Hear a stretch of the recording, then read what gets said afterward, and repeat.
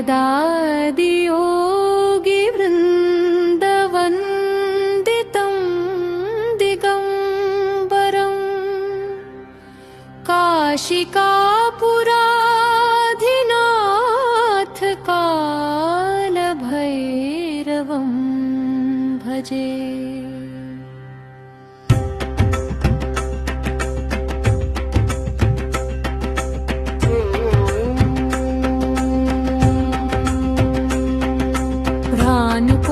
भास्वरं भवाब्धितारकं परं नीलकण्ठमीप्सितार्थदायकं त्रिलोचनम् भानुकोटिभास्वरं भवाब्धितारकं परं नीलकण्ठमीप्सितार्थदायकं त्रिलोचनम् कालकालमम्बुजाक्षमक्षशूलमक्षरं काशिकापुराधिनाथ कालभैरवं भजे। पाणिवादिकारणं श्यामकायमादिदेवमक्षरं निरामयम् भूतसर्गनाशनं भूतभावनं विभुं काशिकापुराधिनाथ कालभैरवं भजे। भूतसङ्घनायकं विश्वनाथदर्शनं नन्दिशैलकं धृतपापनाशनं शुकल् भानुकोटिभास्करं कालकालमच्युतं काशिकापुराधिनाथ कालभैरवं भजे।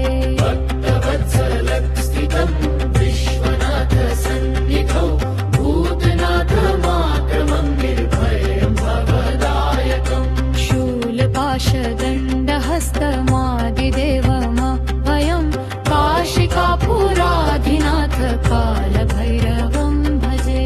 नूतनस्फुरत्किरीटकुण्डलप्रभापुरीण मञ्जुलस्वनप्रदन्न पद्मयुग्ममण्डितम् नित्यनूतनं सदा त्रिनेत्रमाश्रितं मुदा काशिकापुराधिनाथ कालभैरवं भजे। रक्तपादपङ्कजं मणिमण्डितं विभुं शक्तिपार्श्वसंस्थितं सर्वलोकवन्दितम् नीलकण्ठमम्बिकानाथमादिदेवमच्युतं काशिकापुराधिनाथ कालभैरवं भजे।